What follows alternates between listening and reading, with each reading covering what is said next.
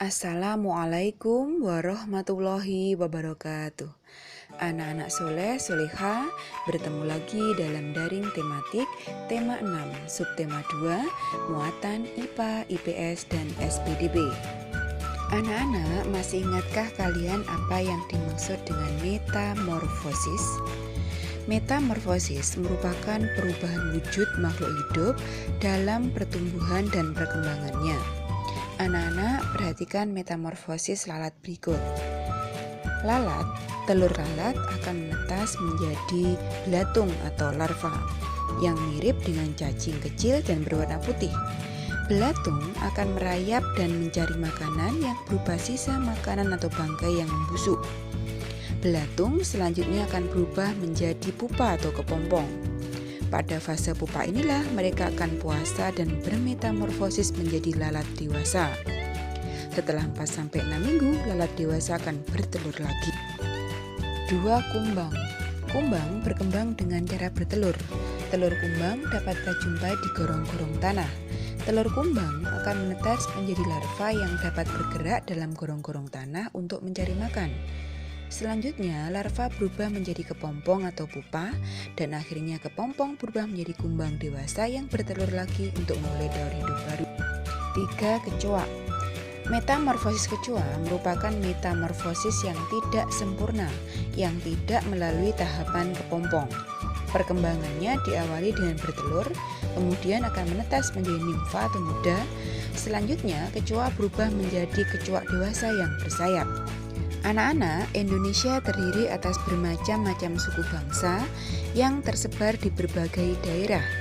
Setiap daerah memiliki jenis tarian dengan keunikan sendiri. Keunikan tersebut terlihat dari unsur-unsur tari tersebut. Gerak merupakan unsur utama dalam tari. Unsur lain yaitu berupa busana dan properti.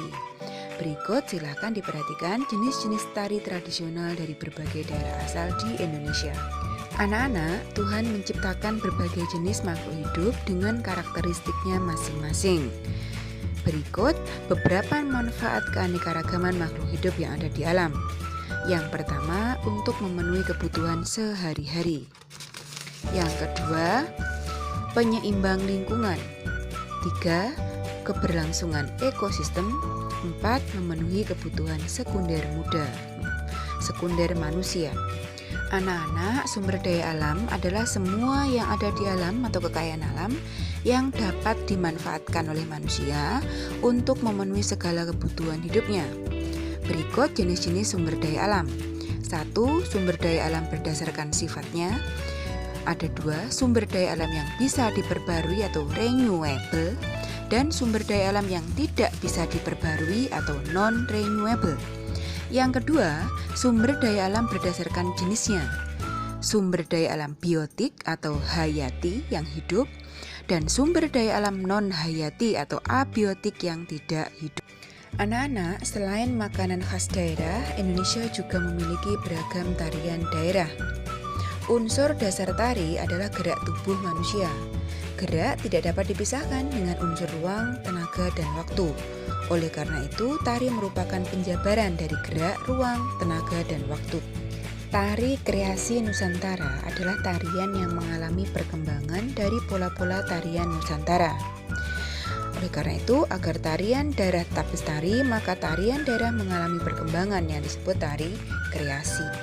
Anak-anak, demikian materi daring kita hari ini, semoga bisa bermanfaat. Tugasnya silakan dibuka LKS-nya. Tema 6, subtema 2, dibuka latihan subtema 2, dikerjakan yang materi IPA, IPS, dan SPDB. Semoga bisa bermanfaat. Beri akhiri, wassalamualaikum warahmatullahi wabarakatuh.